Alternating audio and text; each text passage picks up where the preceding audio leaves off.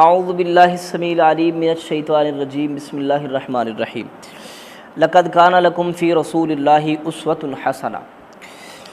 جی جو میں نے آیت پڑھی ہے نا، اس آیت کا بہت ہی غلط مفہوم لیا گیا۔ اسوہ حسنہ رسول اللہ صلی اللہ علیہ وسلم کی زندگی میں تمہارے لیے بہترین نمونہ ہے، رسول اللہ صلی اللہ علیہ وسلم کی زندگی ہی تمہارے لیے بہترین نمونہ ہے۔ اس کا نا بڑا مخصوص تھا، جیسے کہتے ہیں نا بالکل چھوٹا سا اس کا معنی لیا گیا، چھوٹا سا بالکل مخصوص سا۔ وہ کیا ہے جی؟ نبی علیہ السلام کا اسوہ ہے، مسواک کرنا نبی علیہ السلام کا اسوہ ہے، شلوار ٹخنوں سے اوپر کرنا نبی علیہ السلام کا اسوہ ہے، اور جناب نماز میں رفع الیدین کرنا، نماز کا طریقہ یہ وہ نبی علیہ السلام کا اسوہ ہے۔ ہاں یہ بات سے ساری اپنی جگہ پہ ٹھیک ہے، یہ ساری چیزیں پیغمبر کے اسوہ میں آتی ہیں، لیکن قرآن مقدس کی یہ جو آیت جس مقام پہ آئی ہے، کبھی تھوڑا سا اس سے کچھ چند آیات پیچھے پڑھا جائے، چند آیات آگے پڑھا جائے، یہاں پہ جو اللہ نے یہ آیت فٹ کی ہے، اس کے پیچھے اور اس کے آگے اسوہ کیا ہے، کبھی یہ پڑھا جائے کہ وہاں پہ جو جس مقام پہ یہ آیت آئی ہے وہاں پہ بحث کس بات کی چل رہی ہے۔ اچھا یہ پتہ ہے یہ آیت کس سورت کی ہے؟ سورہ احزاب کی۔ اور سورہ احزاب میں اللہ پاک نے غزوہ خندق کا تبصرہ کیا ہے، اور غزوہ خندق کا موقع کیسا موقع ہے کہ جس کے بارے میں اللہ پاک نے فرمایا کہ مومنوں کے، مسلمانوں کے دل جو ہیں کلیجے منہ کو آ گئے۔ اچھا یہ کلیجے منہ کو آنے والی بات اللہ نے بدر کے موقع والوں کے لیے بھی نہیں کی، احد والوں کے لیے بھی نہیں کی، ٹھیک ہے نا، میرے چھوٹے سے حقیر سے علم کے مطابق۔ خندق کے لیے اللہ پاک نے غزوہ خندق، غزوہ احزاب کے لیے کہا کہ کلیجے منہ کو آ گئے۔ 12,000 کا لشکر نیٹو فوج اس وقت کی، ٹھیک ہے، ارد گرد کے، اور بنو غطفان کا قبائل کے جو لڑاکے تھے بہت زیادہ، انہوں نے آ کے مدینے کا گھیراؤ کر لیا، ٹھیک ہے جی، گھیراؤ کر لیا، ٹھیک ہے۔ اور ادھر مسلمانوں کی تعداد کلی 3,000 تھی۔ ایک اللہ نے جو ترتیب سجائی تھی حضرت سلیمان فارسی رضی اللہ تعالیٰ کہنے پر، وہ جو خندق کھودی تھی، ایک اللہ کا سہارا تھا اور وہ تدبیر کی ہوئی تھی۔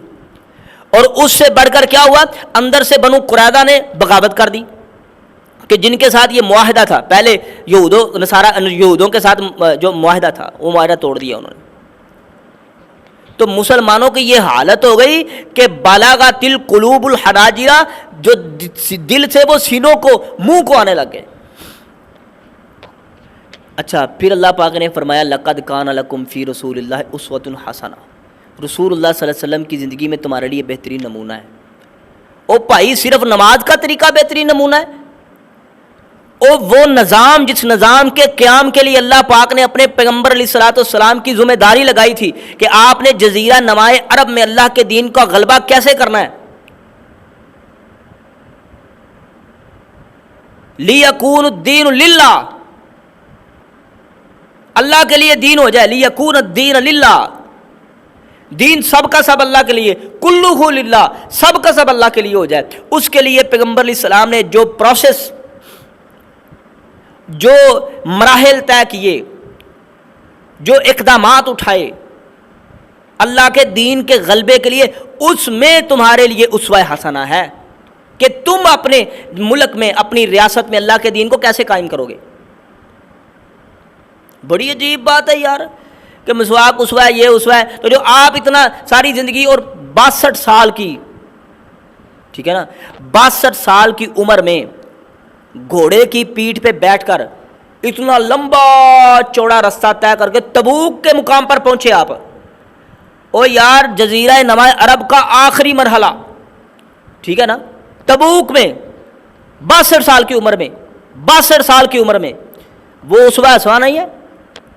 مسواک بس اسوہ حسنہ نظر آتا ہے؟ یار کوئی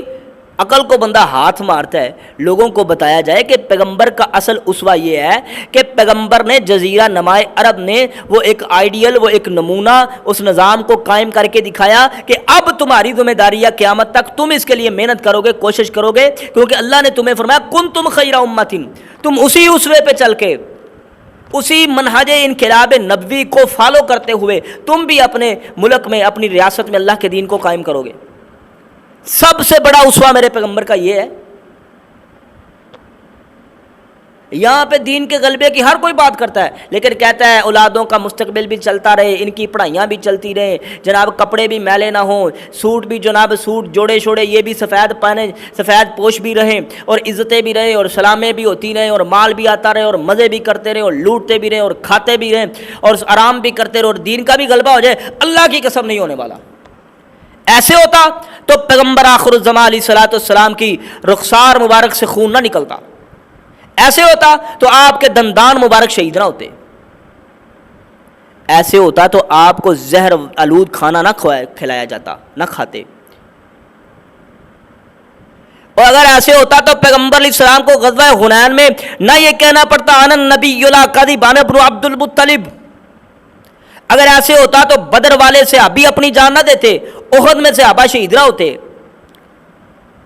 ایسے کبھی بھی اللہ کے دین کا غلبہ نہیں ہوگا۔ یہ سیاست میں ادھر بڑھ جاؤ ادھر بڑھ جاؤ، یہ طریقہ کر لو وہ طریقہ کر لو، ووٹ مل جائیں گے پھر ریاست ہو جائے گی پھر یہ، اور اس کے ساتھ آپ ملک کے کسی چھوٹے موٹے خطے میں کوئی تھوڑا بہت نظام اس کا بھی 20% بدل سکتے ہیں۔ یہ سرمایہ داری اور سرمایہ کاری والا نظام اور یہ سود جو اللہ اور اس کے رسول کے خلاف جنگ ہے، یہ نظام تب تک نہیں بدل سکتا جب تک وہ کام نہ کیا گیا جو محمد رسول اللہ نے کیا تھا۔ اس کے لیے ایک جماعت، ایک منظم جماعت، اور اس کے بعد پھر ایک مسلح ہو کر وقت کی حکومت کے خلاف نکلا جائے اور انہیں کہا جائے چلاؤ ہمارے سینے پہ گولیاں، ہم اس نظام کو نہیں چلنے دیں گے۔ جب تک یہ کام نہیں ہوتا، جاؤ ٹھیک ہے ٹھنڈے پیٹو کرو، پھر ٹھنڈے پانی پیو مزے کرو تے نالے پھر اللہ کے دین نو غلبہ کرن دا لاؤ نعرے، ایسے نہیں ہوگا۔ منہج انقلاب نبوی لقد کان لکم فی رسول اللہ اسوۃ حسنہ۔